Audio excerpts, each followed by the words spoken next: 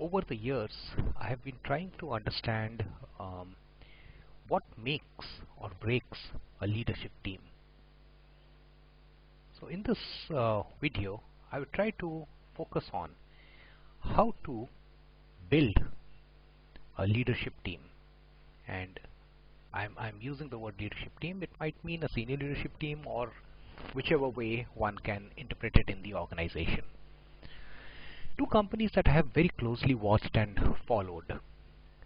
One of them is a family-owned business where there is a defined CEO in place. It is a family business, so family values run deep in the organization, and in that the CEO has taken a lot of time to develop a very strong leadership team which works closely with him, and that team focuses on building the organization and driving it forward. This organization has grown from a size of $10 billion to now it stands close to around $50 billion over 10 years, 10 to 15 years nearly. Another case which I have seen very closely is that it's a CEO. This is a professionally managed company.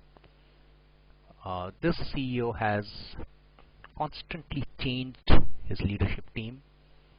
He's now pretty old to continue in the CEO position, but still he is not letting go. Perhaps the board is not pressurizing him also. And he's constantly changed, and his organization is where it was. So there might be noise being made that it's growing or whatever, but that organization everyone knows is where it was. So obviously the stock of the first company is going up, while this is like either stagnant or going down. Now, building senior leadership teams or building leadership team has got nothing to do with a professionally managed company or a family-based organization. It is all about the mindset and the seriousness with which the leader of that organization wants to build the leadership team. So what are the ingredients of the leadership team that one has to make? First and foremost, one has to identify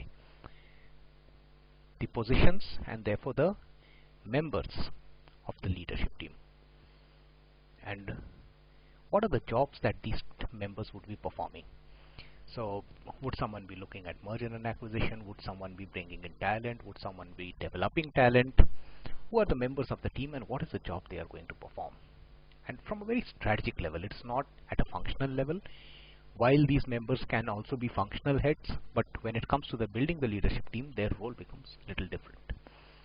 Second, are they aligned to the vision, to the mission, and to the goals of the organization? Note that I have not mentioned values at this point of time. Are they aligned to the vision and mission and goals of the organization? Because what's very important is that the organization has to grow in spite of what the environment is. Now, if this is the scenario, it becomes very critical for every leadership team members to have clear articulation of an understanding of what are the mission, vision, goals, and how are they going to achieve it. And in this environment, when things keep on changing. The third is that how are they going to work? Are they practicing participative management? Because if the management style being practiced is not participative in nature, the organization does not develop itself over time. So are they trying to practice participative management, and if yes, how are they doing it? It's very critical for this approach to be adhered to so that the organization over time keeps on building itself. And fourth, very important, is that if a member of the leadership team is inappropriate, if the member is inappropriate, then how quickly is he replaced? Now, this also becomes challenging because if the incorrect person is replaced, a person who's contributing positively is replaced, it sends a very wrong message down in the organization. But if the person who's genuinely should have been replaced is replaced, it's the right thing to do. It builds the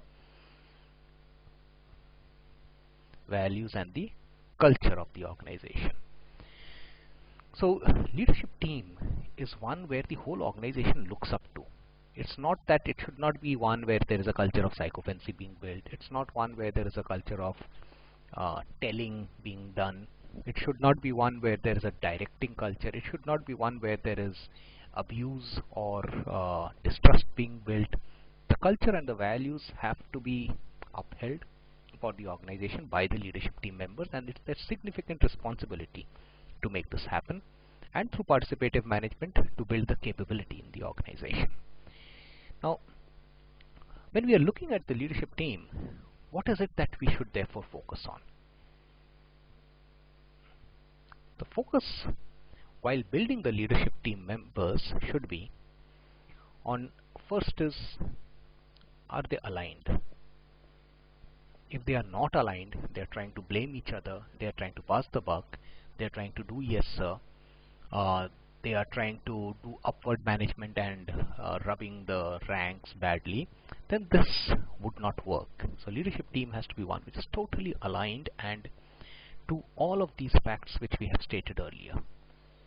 The leadership team has to be one which has got a way of managing conflict, because conflicts will arise in an organization. It's but natural, because functional conflict or allocation related conflicts, or who is to be groomed further related conflicts, or is the person right to be made into the CEO of a unit, that kind of a conflict can always arise between the leadership team members. But there should be clear laid down rules and protocols for which the conflict is managed, and that should not be one which escalates out of control. This leadership team should also be the one which is working in a way to build the values of the organization and represent the values of an organization. If the values of an organization starts faltering, the leadership team is to be blamed. For example, if there are values of, if the value says that there should be no integrity related issues, it starts with the leadership team. The leadership team by themselves should have no integrity issues, and if there are, then the person should quit by himself. And lastly, I would also say that this leadership team should be one which is thinking big. They're driving the thought in the organization, and they are trying to drive the organization towards the right direction. It should not happen that this team is thinking small, and therefore the aspirations of the people in the organization are not being met. It's very critical to have the right leadership team members. Now, so what does this leadership team member look like? How does one get this right leadership team member? Is he the one who will never challenge? Is he the one who's got the best qualification? How do you develop one such leadership team member? Or does he need to be developed, or do you just hire him from outside? One of the critical things that I would like to state here is that the only way to develop is to build. So why I want to say build is that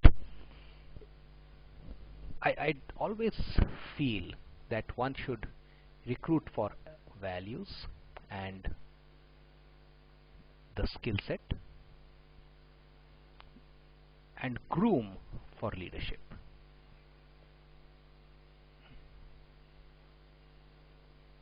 Leadership roles. Now, I have seen enough of people who have taken on the responsibilities and have been able to deliver. I have seen enough of people who have taken on responsibilities and have not been able to deliver. So it's very important that these leadership team members are groomed for the role so that they know how they should work. And when the grooming is taking place, it's very important to look not only at the values and skills, but also the underlying beliefs. If the beliefs do not match with the values, or what we say is the personal values do not match with the organization values, or are not aligned or can't be aligned, then there is no point trying to build that person as a leadership team members. It's very important for an organization to understand that how to build. It's not by saying that you are a leadership team member, you therefore attend a program in XYZ places and therefore you develop yourself. It doesn't happen like that. How to build? That build happens when there is no fear in the member, in the leadership team member. There should be no fear.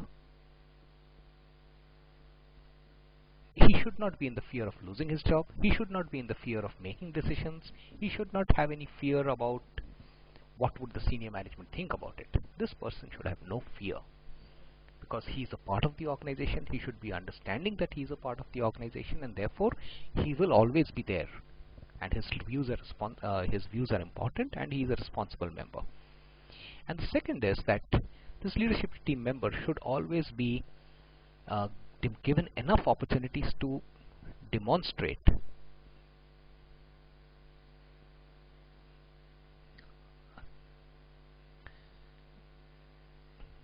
big thinking. How is he going to showcase himself in front of others? How has he be able to do some activity or a strategic thing which was really found to be difficult? How is he leading the organization when it comes to cutting edge thinking? So all of these are very critical to build up a leadership team. If you don't have a leadership team, what will happen? If you don't have a leadership team, what happens is that I've seen absolute conflict in the organization, no decision making because of the risk of losing jobs, and absolutely the organization is dwarfed by personal agendas. So there is no organizational agenda, there are only personal agendas then. Whether it's a function head, unit head, sales head, whosoever you take it, finance head, legal head, they always dwarf the organizational agenda. It's very important to have a leadership team, but understand that you have to build it. Now, who builds it? Do you want a CEO or a mentor or a coach or a guide?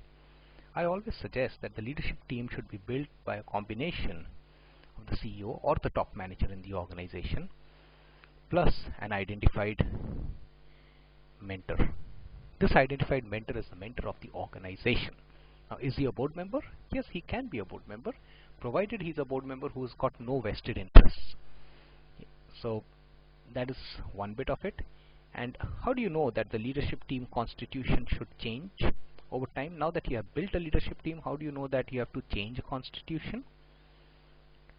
When new challenges are not being met. When new challenges come up for the organization and the organization is unable to cope up with them, you don't do away with the existing team members, but you add some more team members in the leadership team who can then guide the organization towards growth. Is it difficult to build a leadership team?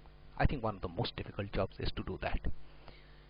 But having invested time, energy, and if you have been able to build a leadership team, believe me, as a CEO or as a leader of the organization, your work becomes so much more easier. So concentrate on building a leadership team and making that team work so that all of you together make informed decisions, which is the right thing for the organization.